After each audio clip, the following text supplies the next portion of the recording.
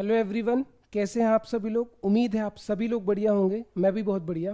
आज का जो वीडियो है इसमें हम पढ़ेंगे प्राइम नंबर अभाज्य संख्याएं।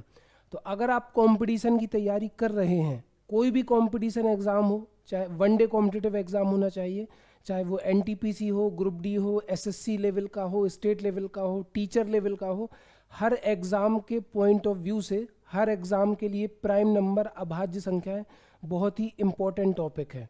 और ये जो टॉपिक मैं आपको पढ़ाने वाला हूँ, अगर आपके घर में छोटे छोटे बच्चे हैं, है ना, कोई भी है, सबके हिसाब से, सबके पॉइंट ऑफ व्यू से या फिर आपके खुद के पॉइंट ऑफ व्यू से बहुत ही इंपॉर्टेंट टॉपिक होने वाला है। इस टॉपिक में कैसे सवाल आते हैं वो भी मैं आपको एक ओवरव्यू दे दूंगा, फिर अब जब आप प्रैक्टिस करोगे तो ऐसे सवाल आपको देखने को मिलेंगे। अब सवाल आता है कि सर मेरे वीडियो किसको देखना चाहिए। तो मेरे वीडियो हर कोई देख सकता है। अगर आप घर में मान के चलो आप मैरिड हैं, आपके छोटे छोटे बच्चे हैं, या फिर आप स्टूडेंट हैं 8th 9th 10th के, मतलब सिक्स्थ स्टैंडर्ड से बड़े हैं, तो आप देख सकते हैं, है ना, क्योंकि मेरा जो कंटेंट है वो सबको हेल्प करेगा। और अगर आप देखेंगे तो आप किसी दूसरे को शेयर करेंगे, उसका भी फ़ायदा होगा।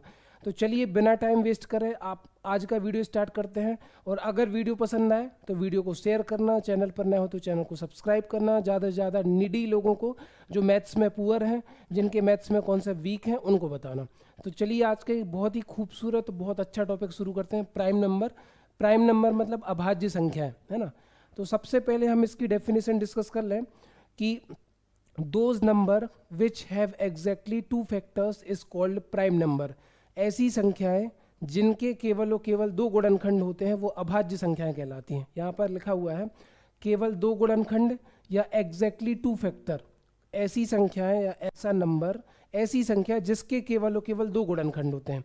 अब गुणनखंड से मतलब क्या है, जैसे 2 है तो 2 को मैं क्या लिख सकता हूँ, 2 गुणित 1 क्या लिख सकता हूँ। तो इसके कितने गुणनखंड होगा मेरे भाई, 2। एक तो हो गया 2, दूसरा हो गया 1। तो ऐसी संख्याएं जिसके केवल और केवल 2 गुणनखंड हो वो अभाज्य संख्या कहलाती हैं। और अभाज्य संख्याओं में होता क्या है, मतलब देखो 2 में 2 का भाग जाएगा, है ना, और 2 में किसका भाग जाएगा, 1 का भाग जाएगा। तो बिल्कुल सिंपल है यार, जैसे मैंने कोई भी संख्या लिख दी 71, तो 71 को कैसे लिखूंगा मैं, 71 गुणित 1। तो आप कहोगे सर 71 में 71 का भाग तो जाएगा ही, और 1 का भाग तो हर संख्या में जाता है, हर संख्या को आप 1 से भाग दे सकते हो। तो जिन संख्याओं के केवल और केवल 2 गुणनखंड हो, 2 के अलावा कुछ नहीं हो सकता, जैसे लिखा 23, तो 23 के केवल 2 ही गुणनखंड होंगे, 23 गुणित 1, है ना, केवल और केवल 2 गुणनखंड। मैंने लिखा 37, तो 37 के केवल 2 गुणनखंड होंगे, 37 और 1। तो ऐसी संख्याएं जिनके केवल और केवल 2 गुणनखंड होते हैं, ऐसे नंबर जिनके केवल और केवल 2 फैक्टर होते हैं, वो कहलाती हैं प्राइम नंबर अभाज्य संख्याएं। अब आपको कंफ्यूज तो नहीं है ना। देखो जैसे कुछ लोग कहते हैं सर क्या एक अभाज्य संख्या नहीं है। मेरे भाई एक अभाज्य संख्या कैसे हो जाएगी, एक जो है ना, एक का केवल एक ही गुणनखंड है, जब मतलब एक में केवल एक का ही भाग जाएगा। मैंने क्या बोला कि अभाज्य संख्याएं वे संख्याएं होती हैं जिनके 2 फैक्टर एटलीस्ट होने चाहिए, कम से कम 2, है ना। तो ये जितने भी नंबर लिखे ना मैंने बोर्ड पे, मैं उनको बोल देता हूँ 2 3 5 7 11 13 17 19 23, है ना। उसके बाद 29 31, फिर 37, फिर 41, फिर 43, फिर 47, फिर उसके बाद 53, फिर 59, फिर 61, फिर 67, फिर 71, है ना। 71 के बाद क्या है, 73 79 83 89 97। तो कुल मिलाकर ऐसी 25 अभाज्य संख्याएं होती हैं। तो ये क्वेश्चन भी कंपटीशन में पूछा गया है कि 1 से लेके 100 तक कितनी अभाज्य संख्या होती हैं। तो 1 से लेके 100 तक 25 अभाज्य संख्या होती है ना। ये क्वेश्चन आया है कि 1 से लेके 100 तक कितनी अभाज्य संख्या होती है, 25। इसको आप नोट कर लेना, मैं यहाँ पे शॉर्टकट में लिख दे रहा हूँ। 1 से लेके 100 तक टोटल कितनी अभाज्य संख्या होती है, 25। अब अगर मैं कहूँ 1 से लेके 50 तक कितनी अभाज्य संख्या होती है, तो गिनो 1 2 3 4 5 6 7 8 9 10 11 12 13 14 15, है ना, यहाँ तक। ये तो 50 से बड़ा है ना। तो 1 से लेके 50 तक कितनी होती हैं, तो आप कहोगे सर 1 से लेके 50 तक कितनी अभाज्य संख्या होती है, 15। और उसके बाद 1 से लेके 100 तक कितनी अभाज्य संख्या होती है, 50। दोनों क्वेश्चन इंपॉर्टेंट है। इसके बाद इवन प्राइम नंबर, सम अभाज्य संख्या, मैंने क्या बोला, इवन प्राइम नंबर सम अभाज्य संख्या। तो सम अभाज्य संख्या केवल एक होती है, वो क्या है, 2। सम अभाज्य संख्या, क्योंकि हम जानते हैं 2 सम संख्या है, सम संख्या आगे मैं आपको पढ़ाऊंगा, पूरा डिटेल में पढ़ाऊंगा। सम अभाज्य संख्या, इवन प्राइम नंबर, ये भी आप नोट कर सकते हो कि जो सम अभाज्य संख्या है, सम अभाज्य संख्या क्या है? 2, है ना। ये पूरे क्वेश्चन एग्जाम के पॉइंट ऑफ व्यू से इंपॉर्टेंट है, ध्यान से नोट करना। नेक्स्ट स्लाइड पर हम लोग जाते हैं। अब मैंने लिखा प्रत्येक अभाज्य संख्या को 6k प्लस माइनस 1 के फॉर्म में लिखा जा सकता है। Every prime number can be written into the form of 6k plus minus 1। मतलब 6k का मतलब क्या है? 6 का मल्टीपल। जैसे मैंने कोई भी एग्जाम्पल लिया, जैसे हमने लिया 73, है ना। पिछली स्लाइड से एक संख्या ली 73। अब 73 में जब आप 6 का भाग दोगे ना, तो 6 का भाग कितनी बार जाएगा? 2, 6 एकम 6, 7 में से 6 गया 1, आ गया 3, 6 दूनी 12, है ना। 13 में से 12 गया, कितना बचा? 1। हमारा शेषफल कितना बचा? 1। जैसे मैंने कोई दूसरा नंबर लिया 37, 37 में 6 का भाग लो तो 6 छिंग 36, रिमाइंडर शेषफल कितना बचा? 1। जैसे मैंने कोई भी नंबर लिया 93, है ना, 93 नहीं 97, सॉरी, मैंने अगला नंबर लिया 97, इसको आप 6 से भाग दो तो 6 एकम 6 बचा 3, 6 छिंग 36, 16 बार भाग गया, कितना बचा? 1। अभी तो एक ही वाला केस आया। कोई और नंबर लेके देखते हैं। जैसे मैंने नंबर लिया 23, तो 23 में मैंने 6 का भाग दिया तो 6 तिया 18, कितना बचा? 5।